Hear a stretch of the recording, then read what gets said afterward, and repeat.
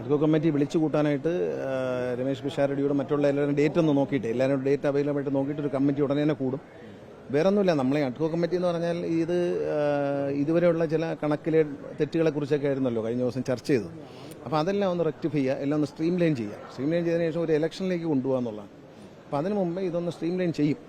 ഞങ്ങളത് സുതാര്യമായ നിലയിൽ ചാർട്ടേഡ് അക്കൗണ്ടിൻ്റെയും അഡ്വക്കേറ്റിൻ്റെ എല്ലാം അഡ്വൈസ് വാങ്ങിക്കൊണ്ട് വളരെ കൃത്യമായി ഇതുവരെ എന്തെങ്കിലും കണക്കിലോ കാര്യങ്ങളോ അപാകത ഉണ്ടോ എന്ന് പരിശോധിക്കണം. ഉണ്ടെന്നൊക്കെ പറയുന്നില്ല, നമുക്ക് സത്യം അറിയാൻ പറ്റത്തില്ല. ഉണ്ടോ എന്നൊക്കെ പരിശോധിച്ച് ഉണ്ടെങ്കിൽ അതിനെ റെക്ടിഫൈ ചെയ്തതിനു ശേഷം പഴയതുപോലെ അമ്മ പണ്ട് നടന്നിരുന്ന പോലെ നല്ല ഒരു സ്റ്റാൻഡേർഡ് ലെവലിലാക്കിയിട്ട് ഒരു ഇലക്ഷനിലേക്ക് പോയിട്ട് ആ ഇലക്ഷനിൽ മത്സരിച്ച് ജയിക്കുന്നവർക്ക് ഇത് കൈമാറും. എനിക്ക് തോന്നുന്നു അതിനകത്തുള്ളൊരു വിയോജിപ്പാണ്. അവർ തമ്മിലൊരു യോജിപ്പില്ല. ട്രഷററും പ്രസിഡന്റും സെക്രട്ടറിയും ഈ സ്റ്റേറ്റ്മെന്റിൽ ഒപ്പിടേണ്ടതാണ്.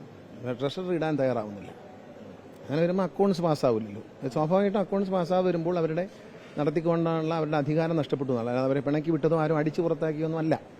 ഈ ലീഗലി നോക്കിക്കഴിഞ്ഞാൽ ഈ ഒരു ബഡ്ജറ്റും അതിൻ്റെ അക്കൗണ്ട്സും റിപ്പോർട്ടും അവർക്ക് പാസ്സാക്കാൻ കഴിയുന്നില്ല ജനറൽ ബോഡിയുടെ മുമ്പിൽ.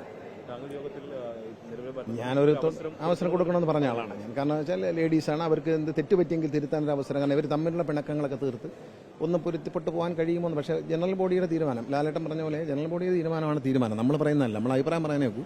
ജനറൽ ബോഡിയുടെ തീരുമാനം ഇത് പാസ്സാക്കണ്ട, ഇത് മുന്നോട്ട് പോകണ്ട എന്നൊരു തീരുമാനം ജനറൽ ബോഡിയിൽ വന്നോണ്ട് ആരുടെയും കുറ്റമല്ല, എല്ലാവരും എല്ലാവരും കൂടി എടുത്തൊരു തീരുമാനമാണ്. അപ്പോൾ അതിനകത്ത് നമ്മളൊന്നും അഭിപ്രായം പറയുന്നത് ശരിയല്ല. അങ്ങനെയാണ് ഒരു അഡ്കോ കമ്മിറ്റിയെ നിയമിച്ചതും ജനറൽ ബോഡിയാണ്. അപ്പോൾ അതിൻ്റെ ചുമതല എന്ന് പറഞ്ഞാൽ ഇത് ഒന്ന് സ്ട്രീം ലൈൻ ചെയ്ത് റെഡിയാക്കി നല്ല സുതാര്യമാക്കി വേറൊരു ഭരണസമിതിക്ക് ഇത് ഇലക്ഷനിലൂടെ കൈമാറും. അല്ല, ഞാനതിനൊന്നും താല്പര്യം കാണില്ല. ഇത് ഞാൻ അതിനെ ഒഴിഞ്ഞു പോയതാണ്. ഒരു 7 വർഷം മുമ്പ് ഒഴിഞ്ഞു പോയത്. പക്ഷേ ഞാനും കൂടി ചേർന്ന് വളരെ കഷ്ടപ്പെട്ടു. മമ്മൂട്ടി, മോഹൻലാൽ ഇവരൊക്കെ ഒരുപാട് കഷ്ടപ്പെടുന്നുണ്ട്. ഇവരുടെയൊക്കെ മടിയളവിട ബാബു, അതുപോലെ TP മാധവൻ, ഇവരെല്ലാവരും MG സോമൻ, സുരേഷ് ഗോപി, ഇങ്ങനെ എല്ലാവരുടെയും വലിയൊരു കോൺട്രിബ്യൂഷൻ ഉണ്ട് ഇതിനകത്ത്. അപ്പോൾ അവരെല്ലാം കോൺട്രിബ്യൂഷനിൽ കെട്ടിപ്പടുത്തൊരു സ്ഥാപനം. അപ്പോൾ ഞാൻ ഈ വന്നതിൽ എല്ലാ ചെറുപ്പക്കാരാണ് വരുന്നത്. എൻ്റെ കൂട്ടത്തിൽ ഒരു സീനിയർ ഞാനേ ഉള്ളൂ. ഇതിനകത്തൊരു അനുഭവ പരിചയമുള്ള ആൾ ഞാനാണ്. അതുകൊണ്ടാണ് ഞാൻ നിൽക്കാൻ തീരുമാനം. ചില ഞാൻ നിൽക്കില്ലായിരുന്നു, കാരണം എനിക്ക് അങ്ങനെ താല്പര്യമില്ല. കാരണം ഞാനിത് ഒരു 8 വർഷം മുമ്പേ ഇതിൽ ഇലക്ഷൻ നിൽക്കുകയെന്ന് ചെയ്ത് അങ്ങ് മാറിപ്പോയ ആളാണ്. കാരണം നമ്മുടെ ജോലി കഴിഞ്ഞു, ഇനി വേറൊരു ജനറേഷൻ ഏറ്റെടുക്കട്ടെ എന്നുള്ളതായിരുന്നു. അല്ല, അവരാരെങ്കിലും സീനിയർ ആയിട്ടുള്ള ലാലേട്ടനോ മമ്മൂക്ക ആരെങ്കിലും, എൻ്റെ ഒരു പേഴ്സണൽ ഒപ്പീനിയൻ ചോദിച്ചാൽ അവരാരെങ്കിലും വന്ന് ഇത് ഏറ്റെടുത്താൽ മാത്രമേ ഇതൊരു വലിയ പ്രസ്ഥാനമാണ്. അതിനെ പിടിച്ചു നിർത്താൻ അവരെ പോലെയുള്ള സീനിയർ ആയിട്ടുള്ള ആൾക്കാരുടെ ഒരു ലീഡർഷിപ്പ് ക്വാളിറ്റിക്ക് മാത്രം കഴിയും. ചെറുപ്പക്കാർ കഴിയില്ല എന്നല്ല, പക്ഷേ ഇങ്ങനെയൊക്കെ ഒരു സിറ്റുവേഷൻ ഉണ്ടായ സാഹചര്യത്തിൽ ഇനി അടുത്തൊരു പരീക്ഷണത്തിനൊന്നും പോവാതെ എല്ലാവരും ചേർന്ന് അത്തരത്തിൽ ആരെങ്കിലും ക്ഷണിച്ചു കൊണ്ടുവരും. അവരില്ല, അതാണ് പ്രശ്നം. ഇവർ രണ്ടുപേരും ഈ കോൺട്രവേഴ്സികൾ വന്നുകൊണ്ട് രണ്ടുപേരും വരില്ല, അതാണ് പ്രശ്നം. അല്ല, അവർ പേടിയാണ്. അവർക്ക് എന്തിനാ വെറുതെ അൺനെസസറി ഹെഡേക്ക് എന്തിനാണെന്ന് അവർ വിചാരിക്കും. അവരെ കുറ്റം പറയാൻ പറ്റും. അവർ സമാധാനമായിട്ട് ജീവിക്കുന്ന ആൾക്കാരാണ്. അവർക്കൊരു അൺനെസസറി ഹെഡേക്ക് അവർ വേണ്ടാന്ന് വയ്ക്കുന്നതിൽ അവരെ കുറ്റം പറയാൻ പറ്റത്തില്ല.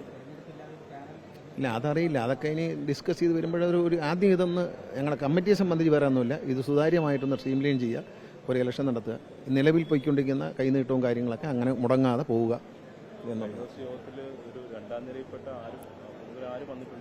അല്ല, ഇതുകൊണ്ടൊക്കെയാണ്. കാരണം ഈ മാധ്യമങ്ങളിലൊക്കെ വന്ന് വിശ്വസ്തത നഷ്ടപ്പെടുമ്പോൾ അവർ സ്വാഭാവികമായിട്ടും ചെറുപ്പക്കാരില്ലേ, അവർക്ക് പിന്നെ പല പല കാരണങ്ങളുണ്ട് അതിനൊക്കെ. അതെന്താണെന്നൊരു റെക്കമെൻഡേഷൻ ഞങ്ങളെ കമ്മിറ്റി കൂടിയതിനു ശേഷം അടുത്തൊരു ജനറൽ ബോഡിക്ക് മുമ്പ് റെക്കമെൻഡേഷൻ കൊടുക്കും.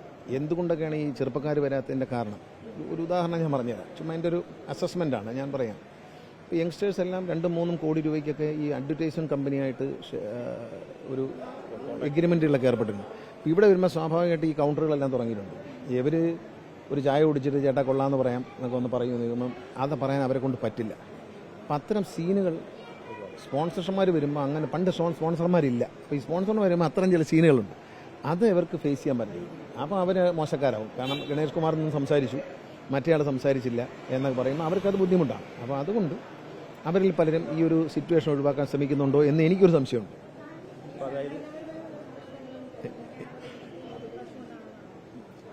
പരിഹരിക്കാനൊക്കെ പറ്റും. കാരണം അങ്ങനെ പിണക്കക്കാരും നിലവിലിവർ തമ്മിലുള്ള സൗന്ദര്യ പിണക്കം ഇവരെ ഒരു ജനറൽ ബോഡിയുടെ മുമ്പിൽ അവർക്ക് ഒരു വിശ്വസ്തത വീണ്ടെടുക്കാൻ കഴിഞ്ഞില്ല. ഞങ്ങളെല്ലാവരും പറഞ്ഞു, അത് ലാലേട്ടനും അങ്ങനെ പറഞ്ഞെങ്കിലും ഇവർ തുടർന്ന് പോകുന്നേ പോട്ടെ എന്ന് വെച്ച് മാക്സിമം നമ്മൾ പോയെങ്കിലും പൊതുവികാരം എതിരായി. എന്തോ